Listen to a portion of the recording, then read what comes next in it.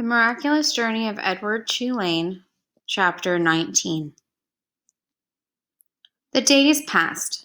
The sun rose and set again and again.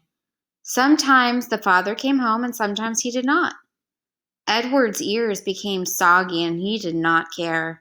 His sweater had almost completely unraveled and it didn't bother him. He was hugged half to death and it felt good. In the evenings, at the hands of Bryce, at the ends of the twine, Edward danced and danced. 1 month passed, and then 2, and then 3. Sarah Ruth got worse. In the 5th month, she refused to eat, and in the 6th month, she began to cough up blood. Her breathing became ragged and uncertain, as if she was trying to remember in between breaths what to do. What breathing was. "Breathe, honey," Bryce stood over her and said. "Breathe," thought Edward from deep inside the well of her arms. "Please, please breathe." Bryce stopped leaving the house.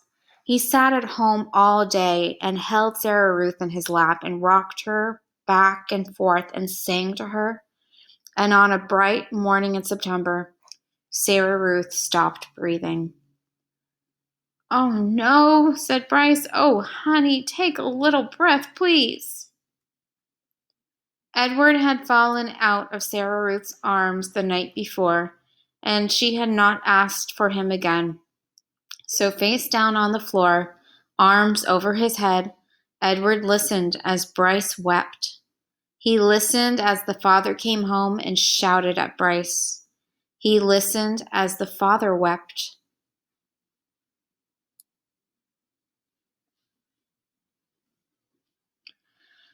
"You can't cry," Bryce shouted. "You got no right to cry. You never even loved her. You don't know nothing about love." "I loved her," said the father. "I loved her." "I loved her too," thought Edward. "I loved her, and now she is gone. How could this be?" He wondered. How could he bear to live in a world without Sarah Ruth? The yelling between the father and the son continued, and then there was a terrible moment when the father insisted that Sarah Ruth belonged to him, and that she was his girl, his baby, and that he was taking her to be buried. "She ain't yours," Bryce screamed. "You can't take her. She ain't yours." But the father was bigger and stronger, and he prevailed. He wrapped Sarah Ruth in a blanket and carried her away. The small house became very quiet. Edward could hear Bryce moving around, muttering to himself, and then finally the boy picked Edward up. "Come on, Jangles," Bryce said. "We're leaving. We're going to Memphis." And that is the end of Edward Tulane, Chapter 19.